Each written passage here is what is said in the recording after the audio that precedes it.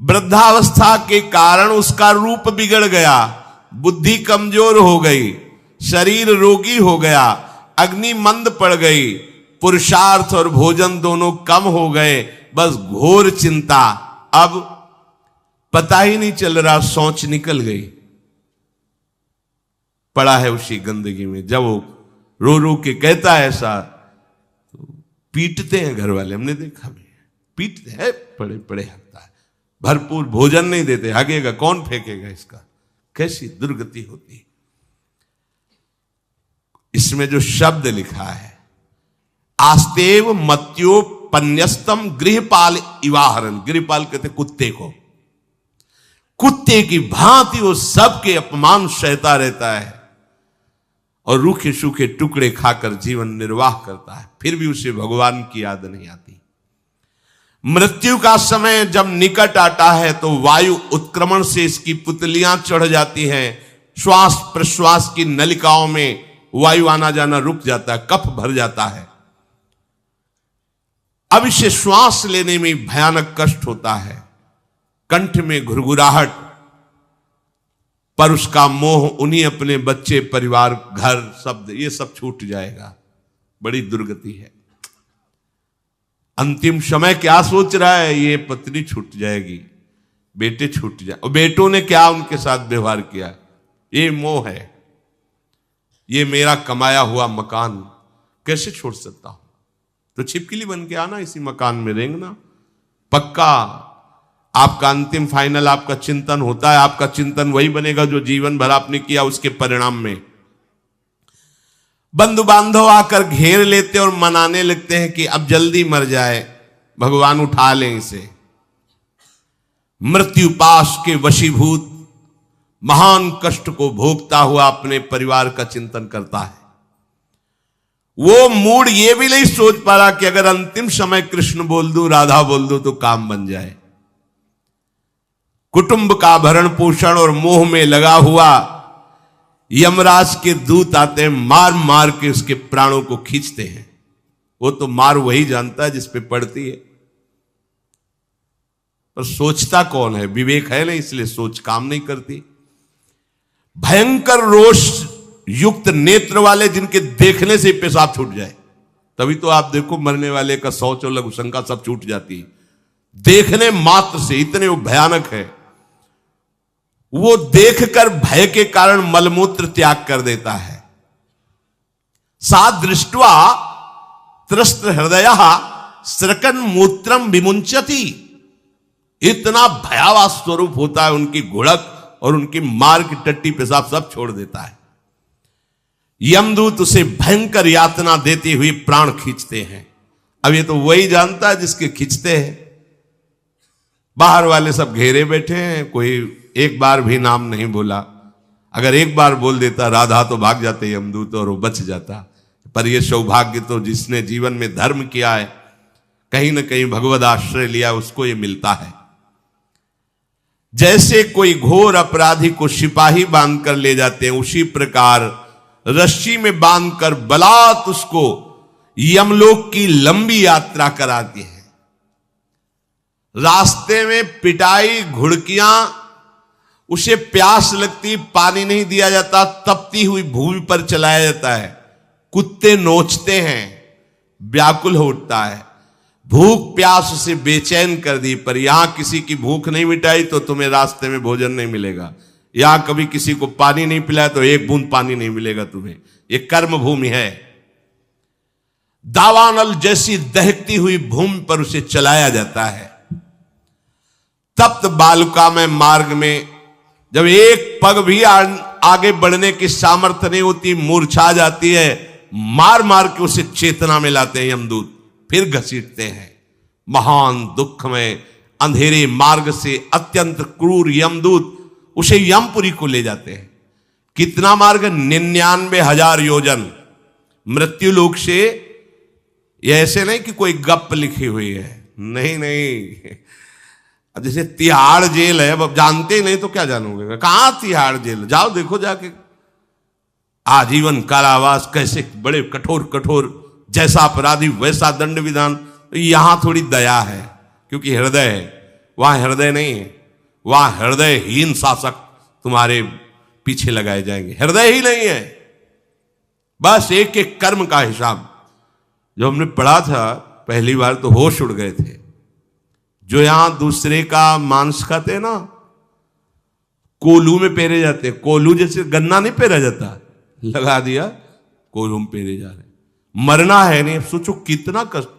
फिर इसके बाद समसी से मांस नोच कर उसे खवाया जाता। होश में हो जाओ। 99,000 योजन का मृत्युलोक से यमलोक का मार्ग है, लिखा हो 99,000 योजनानाम सहस्राणी नवतिम नवचाध्वनः त्रिभिर्मुहूर्तैर्द्वाभ्याम वा नीतः प्राप्नोति यातनः। एक योजन का मतलब 4 कोश, 99,000 योजन।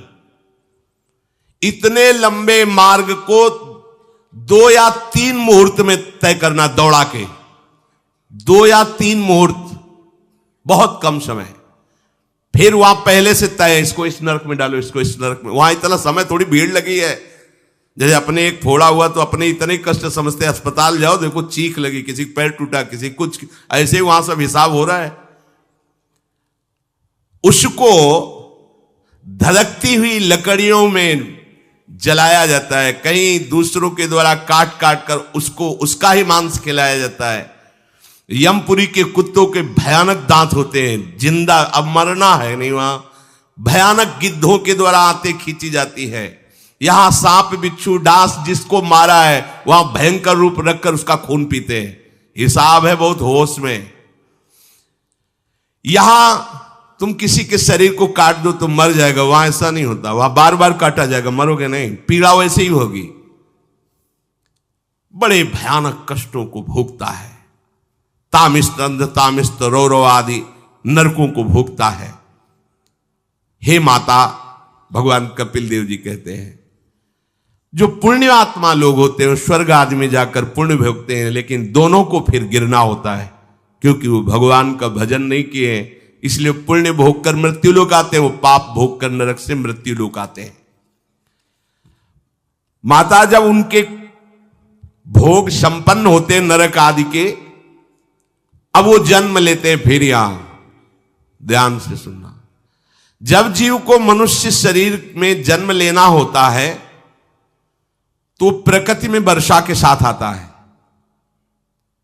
प्रकृति में वर्षा के साथ आया, और फसल में मूली गाजर गेहूं अन्न, इनमें वो जीव प्रवेश करता है और उसे माता पिता दोनों पाते हैं।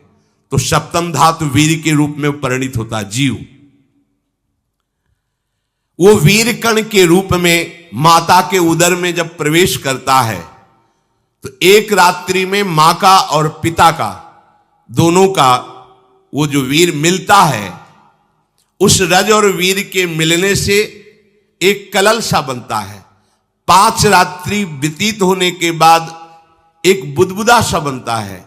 10 रात्रि व्यतीत होने के बाद एक बेर की सी आकृति होती है। फिर उसके बाद उसमें धीरे धीरे मांसपेशियां बढ़ने लगती हैं। 1 महीने में उसके सिर निकल आता है। 2 महीने में हाथ पांव अंगों का विभाग होता है। 3रे महीने में नख रोम अस्थि चर्म स्त्री पुरुष के चिन्ह प्रकट हो जाते हैं। 4 महीने में मांसादि 7 धातुएं प्रकट हो जाती है। 5वें महीने में चेतना जागृत हो जाती है। जैसे अपने चेतना, ऐसे 5वें महीने में गर्भस्थ शिशु की चेतना जागृत हो गई। जीव है पर चेतना 5 महीने बाद मां के गर्भ में जागृत। अब उसे भूख लगती है, प्यास लगती है, वहां की तापमयी जलन पीड़ा, छोटे छोटे कीड़ों के द्वारा काटना। 6ठे मास में झिल्ली से लपटा हुआ मां की दाहिनी कोख में कीड़े की तरह तड़पता है। उस समय माता को कड़वे और खट्टे पानी की लालसा होती है, जिससे उसके अंगों में जाकर भयंकर जलन होती है। यह है भोग। वो कृमि कीड़े की तरह तड़पता है। मलमूत्र के गड्ढे में बीच में झिल्ली में बंधा हुआ वो जीवात्मा सुकुमार तो होता है, वहां के कीड़े उसे नोचते हैं छोटे छोटे, वो तड़पता है। माता प्रसन्न होती कि जब बच्चा हिलता है, बोले है उसकी दुर्गति हो रही, वहां भयंकर कष्ट पा रहा है। ऐसा क्लेश होता है कि क्षण क्षण में बेहोश होता रहता है।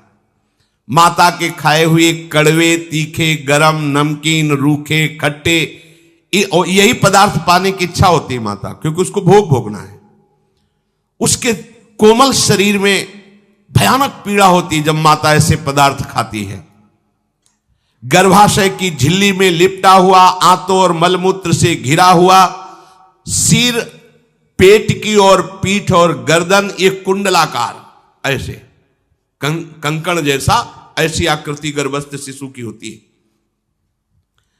पिंजड़े में बंद पक्षी के समान पराधीन, ना तो वो हिल डुल सकता है ना बोल सकता है, बड़ा असमर्थ दुख को भोग रहा है, चेतना पूरी है। इसी समय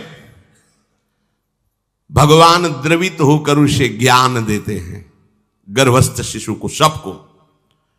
जे उसे ज्ञान होता है तो सैकड़ों जन्म के कुकर्मों से याद आते हैं, सैकड़ों जन्म के। ओहो, ये मेरे कर्म का ही फल है, मैंने ऐसे कर्म किए इसलिए दुख भोग रहा हूं। बेचैन हो जाता है, कैसे निपट पाऊंगा, सैकड़ों जन्म के कर्म जमा है। अब महान अशांति उसके हृदय में, उस शरीर में भयंकर पीड़ा। कुंडलाकार शरीर है, हिल भी नहीं सकता है, बस कीड़े काटते, बड़ी तड़पन, बड़ी जलन, भूख प्यास की जलन। अब एक और भयानक जलन हुई, उसे स्मरण हो जाता है कई जन्मों के, सैकड़ों जन्मों के पाप कर्मों का। 7वां महीना आरंभ हुआ कि ज्ञान का उन्मेष हो गया। अब प्रसूति वायु उसे चला रही है, तड़पता है वो। सप्त धातु में स्थूल शरीर से बंधा हुआ वो जीव भयभीत होकर के पुकारता है, अगर कोई भगवान है तो एक बार मुझे यहां से निकाल दे। वो विनय करता है भगवान से, कोई अगर भगवान है जिसने मुझे इस बंधन में डाला है, एक बार निकाल दे, यहां से जाके केवल भजन करूंगा। जीव कहता, जंतुरुवाच तस्योपशन्नमवितुम जगदिच्छयात् नाना तनोर्भुवि चलच्चरणारविंदम सोहम ब्रजामि शरणम रकुतो भयम में येने दृशी गतिरदर्श सतोनुरूपा। हे प्रभु, मैं बड़ा अधम हूं। ये ज्ञान भगवान की तरफ से गर्भस्थ शिशु को होता है। देखो, स्वयं वो इतना कष्ट पा रहा है, फिर जब आप गर्भ हत्या करते हैं तो आपका पाप कितना बड़ा होगा, सोचो। सब माताओं से विनय है, संयम से रहो, सावधान रहो। ये हत्या ऐसी नहीं कि तुम्हारे दान पुण्य से क्षमा हो जाएगी। ये जो भ्रूण हत्या है, गर्भ हत्या है, बहुत बड़ा पाप है। आप लोग अज्ञान के कारण इसको ध्यान नहीं देते, इसे खिलवाड़ समझते हो। कितना ज्ञान है। बेटी ही मां है, बेटी ही बहन है, बेटी ही पत्नी बनती है, बेटी ही किसी के जीवन को धारण करने वाली बनती है। और आपने गर्भ में देख लिया बेटी है, तुम स्वयं मां होकर उसका साथ दे रहे हो, उसका नष्ट करने के लिए। हमारी तो बात ही समझ में नहीं आती, क्या बुद्धि भ्रष्ट हो गई। अगर पुरुष का इतना महत्व है तो बेटियां ना हो तो तुम्हारी कौन सी गति होगी, सोचो जरा। जीना मुश्किल हो जाएगा तुम्हारा। तुम पुरुष किस काम के रह जाओगे। तुम्हारा अर्धांग काट दिया जाए तो तुम कैसे होगे। ये स्त्री स्वरूप अर्धांग है। जिस घर में मां बहन नहीं है, स्त्री स्वरूप नहीं, श्मशान जैसा वो होता है। ध्यान दीजिए, ये बहुत बड़ी गलती है जो अपनी बेटियों की हत्या करते हैं। और ये वो पाप है जो अक्षम्य अपराध है। स्त्री हत्या करना शास्त्रों में बहुत बड़ा पाप कहा गया है। फिर वो तो बच्चा है, बिल्कुल नहीं। जिनसे हो गया है, श्रीमद् भागवत का सप्ताह मूल संस्कृत से सुनो और भगवान से प्रायश्चित प्रार्थना करो कि हे नाथ, भूल से गलती हो गई, दूसरा कोई उपाय नहीं, ध्यान से समझ लीजिए। तुम्हारे भ्रूण हत्या, गर्भ हत्या के पाप को नष्ट करने में एकमात्र श्रीमद् भागवत समर्थ है, दूसरा कोई नहीं। कोई दान पुण्य तीर्थ स्नान तुम्हें क्षमा नहीं कर पाएगा। यह ऐसा महापाप है। अगर हृदय में जलन करके और मूल संस्कृत के द्वारा पूरी 7 दिन में भागवत श्रवण की जाए नियम से, तो भागवत समर्थ है, इस हत्या के पाप से भी आपको मुक्त कर देगी। जिनके ऐसे हत्या हो गई हो करवा लो, नहीं तो बुद्धि आगे भ्रष्ट करके तुम्हें हरि गुरु से विमुख कर देगा। ये पाप ऐसा नहीं कि तुम्हें 2-4 माला घुमाने से क्षमा हो जाएगा। ये महत अपराध है। सबकी समझ में नहीं आता, समझ जाओ, नहीं तो आप जहां भी हो वहीं से भ्रष्ट कर देगा। ये अपराध नष्ट नहीं होगा, श्रीमद् भागवत की कृपा से नष्ट हो जाएगा। यह हमें बहुत विश्वास है। श्रीमद् भागवत सप्ताह की यह है ही महामहिम। प्रीत योनि को प्राप्त धुंधकारी को सीधे भगवत पार्षद स्वरूप देकर परम पद में आरूढ़ कर दिया। केवल 7 दिन की मूल संस्कृत एक भी श्लोक नहीं छूटना चाहिए। अगर सप्ताहिकी का पारायण हो तो इस भ्रूण हत्या, गर्भ हत्या से भी निवृत्ति मिल जाए।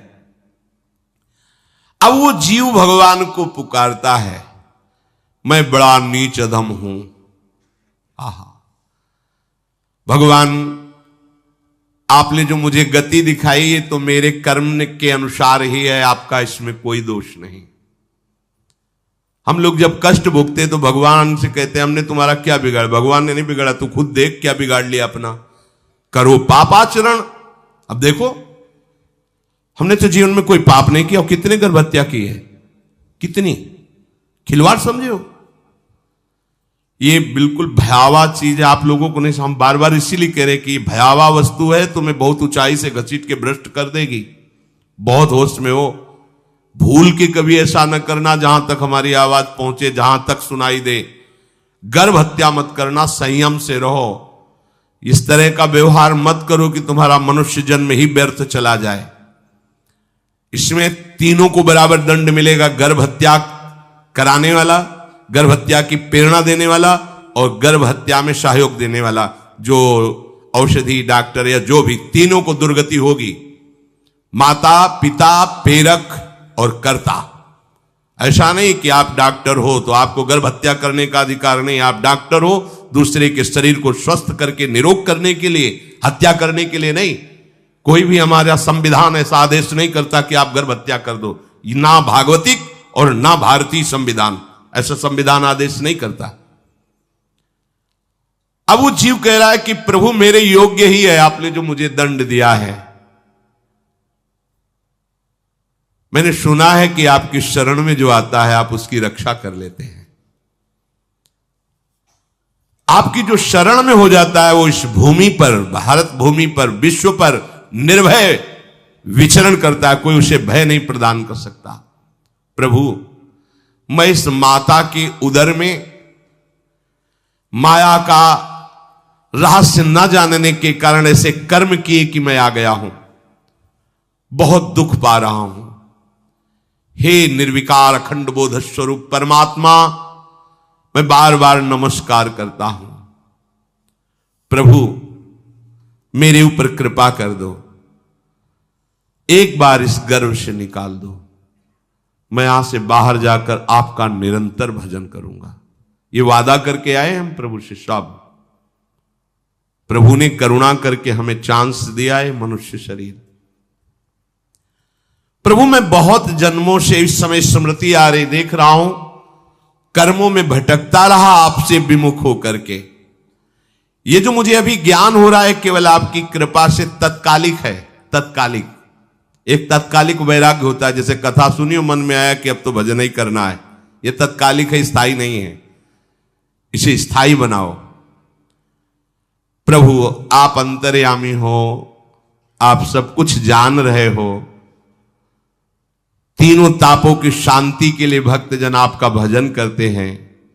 मैं देहधारी होकर जीव माता के उदर में मलमूत्र से रुधिर की झिल्ली में फंसा हुआ माता की जठराग्नि के ताप से जल रहा हूं। प्रभु, एक एक क्षण में यहां विकल होकर केवल इंतजार कर रहा हूं कि किस समय मुझे यहां से निकाला जाएगा। दीन बंधु, यहां से कब मैं निकलूंगा। स्वामिन, आप बड़े दयालु हो, आप जैसे उदार प्रभु ने मुझ गर्भस्थ शिशु को ये ज्ञान दिया। हे दीनबंधु, आप अपनी कृपा से प्रसन्न हो जाइए। प्रभु एक बार निकाल दीजिए, मैं ऐसा भजन करूंगा कि दोबारा संसार के दुख में नहीं आऊंगा। कपिल भगवान कहते हैं, हे माता, वो गर्भस्थ बालक शिशु भगवान से प्रार्थना करता है, भगवान का आदेश होता है, तत्काल प्रसव वायु धक्का मारती है। जे ही प्रसव वायु धक्का मारती तो उसको ऐसा भयंकर कष्ट होता है, जैसा पीछे लिखा है कि जैसे जिंदा किसी की चमड़ी उतारी जाए, ऐसा मां के गर्भ से निकलते समय उसे कष्ट होता है। वो अत्यंत कष्ट से व्याकुल होता है। उसी समय उसका वो ज्ञान नष्ट हो जाता है जो भगवान ने दिया था। उस समय उसकी श्वास की गति रुक जाती, जैसे किसी का गला दबा दिया जाए तो कैसा लगेगा। ऐसे ही पूरी की पूरी भागवती की स्मृति नष्ट हो गई। होश आया तब देखा कि वो बाहर पड़ा हुआ है, माता के उस मलमूत्र में सना हुआ बिष्ठे की कीड़े की तरह। गर्भवास में जो दिव्य ज्ञान प्रकट हुआ था भगवान की कृपा से, वो सब नष्ट हो गया। भूमि परत भा ढाबर पानी, तिम जीवे माया लपटानी। चेतन आई तो रोने लगा, वो ज्ञान कहां गया, वो ज्ञानदाता कहां गया। वो कहता कहां कहां, बोले थाली बजाओ, बच्चा हुआ है। और वो तो रो रहा है कि कहां, वो ज्ञान कहां गया जिसके बल से मैं कह रहा था कि बाहर निकाल दो, मैं आपका भजन करूंगा। सब खत्म ज्ञान।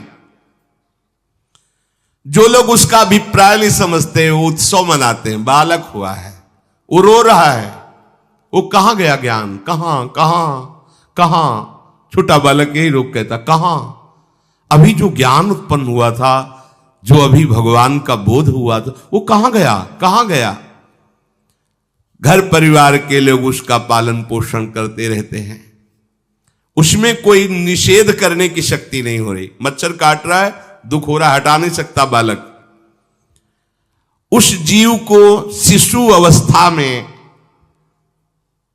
जब कपड़ों पे लिपेट कर ऐसे लिटाया जाता है तो इतना कोमल त्वचा होती कि कपड़े भी उसको, जैसे खुजलाहट है, पीड़ा है या जलन है, बिल्कुल कोमल त्वचा होती, कुछ नहीं कर सकता हो, बस रो सकता है।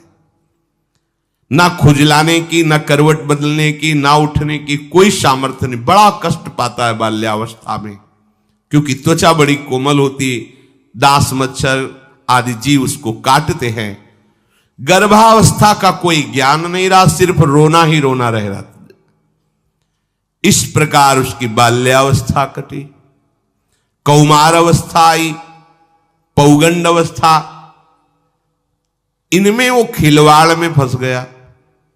जैसे जैसे बड़ा होता जाता, चेतना, गुनगुना, ये कार, ये प्लास्टिक के ऐसे उनमें मगन है। देखो ना छोटे बच्चों को, अज्ञानवश इसकी ये अवस्था कट गई। बड़े भाग्यशाली ऐसे भी बच्चे हैं जो तुतला के बोलते हैं, उनकी मैया कहती राधा बोलो, राधा।